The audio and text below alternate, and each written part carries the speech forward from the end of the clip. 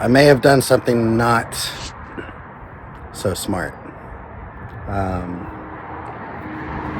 only wanted to work on one car at a time. So I got this one, and then I got this. But I have every reason to believe that it's only a bad battery, or just a dead battery. I could probably charge this one up. So, to be continued. Hi, I'm Luther, and this is my channel, Luther's Lab. Midsummer of 2024, I moved to an industrial part of my city, a part of town I didn't even know existed. But since moving here, I decided to make it my goal to get myself a Corvette. I'm almost 43 years of age, and I've never owned any sort of sports car, not a single one. Since moving to this location, I found out that I live in the perfect little treasure trove. I am literally right down the street from 2 major auction sites, 2 pick and pull sites, and an auto parts store. So I have decided to go on an adventure buying cars from auction sites, find what I can in parts from the pick and pull sites, and fix up these cars. Sell them, make a little cash, save up for a supercar. Seems easy enough, right? Well, nothing seems to be as straightforward as it may appear.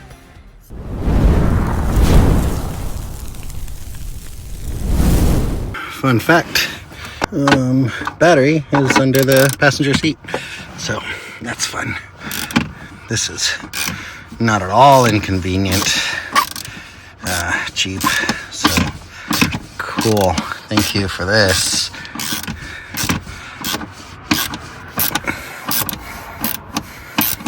I'm already making some of my money back right now, so that's cool.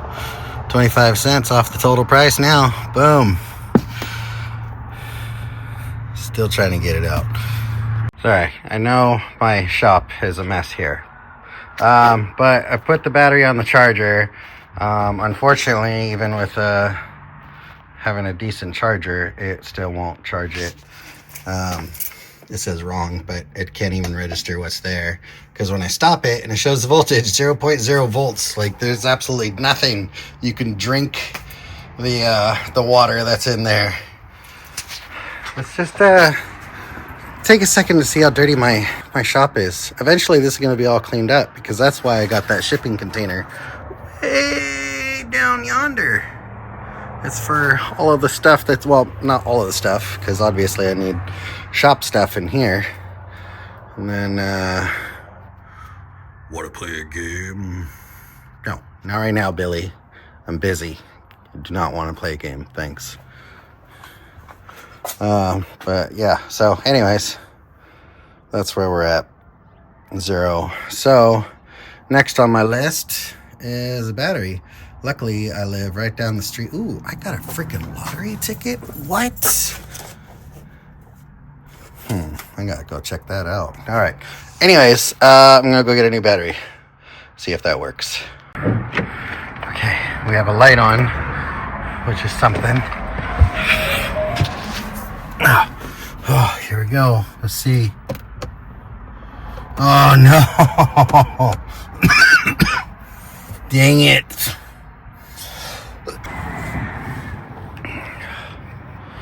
So I did probably the most novice thing of all novices, and it's understandable if, like, I guess if you've never really worked on any vehicles or had to inspect other vehicles before, it's understandable to not check this. And it's understandable if I bought it sight unseen. But I'm not a novice to working on vehicles or inspecting vehicles. In that sense, I've never done really torn apart an engine or anything like that. But I do know how to check certain things. And I went and looked at this car the day before the auction, before I even bought it. I went and looked at it, and I shouldn't have bought it because we have a blown head gasket. I finally checked the dipstick. The number one thing to check, the very first thing to ever check when you're looking at a vehicle is you check the dipstick. But for me, since I was dealing with insurance claims, I was looking at the body. I'm like, wow, this is in great condition. We'll buy this one. Not realizing that not only do we have an electrical problem, So I have a brand new battery in there. I put a brand new battery in the key fob. The interior lights come on and the seat kind of moves back. It doesn't really go forward or anything else like that.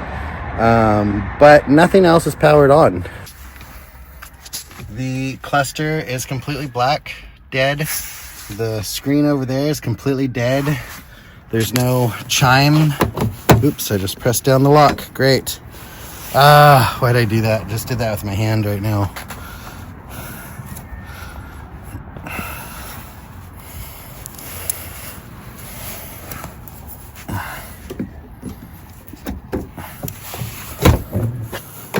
No chime.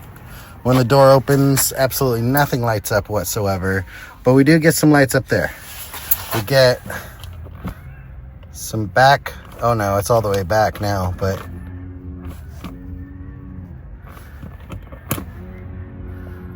this stuff kind of works, but nothing else works. It was going, oh, there we go, back. But it won't go forward. So, I don't know. So we have that to deal with. And even if we get that fixed and it happens to be somewhat affordable and pretty easy to do, we still have the fact that we have a blown head gasket, which I just can't get over, that I looked at this vehicle and didn't notice that. So yeah, here we are. Let's see what we can do. I'm not going to set up the camera or anything right now. I'm just going to start looking at fuses and we'll go from there. All right, so even though this seems to be fine, all the fuses seem to be fine. I haven't had an issue. But from what I'm reading online, I guess I just have to replace this unit. The whole thing seems to be bad. Which I've never even heard of before. That's just mind-boggling to me. But I'm not a professional mechanic here. So, but there is power getting here. We're getting the full 0.4 volts coming directly into the power source here. So technically, all of this stuff should be working. The horn is working. The seats work a little bit. And then everything else is 100% dead. So everything online says basically to replace this whole thing. There's a few different ones on eBay, a couple $100, refurbished or whatnot. I don't know if I want to go refurbished. I feel like that's just asking for more problems. So we'll see what we can do about getting this replaced. Maybe I can just call the dealership, see how much an OEM one directly from the dealership costs, which I'm sure is probably 3 times the amount of whatever I'm fighting them for on eBay. And we'll see if we can get this one started after that. This one, still waiting on parts for that. So, we're working on 2. Hopefully, we'll get this all figured out. I mean, there's really no way around not doing a head gasket, but first we need to get it running so we can, so we even make sure that we can, work on this. If we can't get it starting, then there's no point in even starting on the head gasket. I've never done a head gasket in my life. I think the furthest I've ever gotten inside of an engine is taking off a valve cover, and that's as far as I've gotten to the block itself. I've replaced everything, not everything, but most stuff on the outside of the engine itself. Quite a few AC compressors, believe it or not. I would go and get the Freon evacuated, and I've replaced those. Tensioners, alternators, all that good stuff, water pumps. I've done all that stuff, but never ever have I ever touched a head gasket. And that's kind of something where I've always kind of drawn the line. Getting that far into an engine, it's really not it's not for me, man. I don't know if maybe I just doubt. I have doubts on being able to accomplish it or something, but we'll just have to see what happens. We'll get that part. We'll see if everything lights up and see if it wants to fire up. And then at that point, then we're going to have to see about what we can do about this head gasket situation. We still need to be on the cheap on this one. After fees, it was $3,100 was the winning bid, and fees and everything, it came out to $4,300. So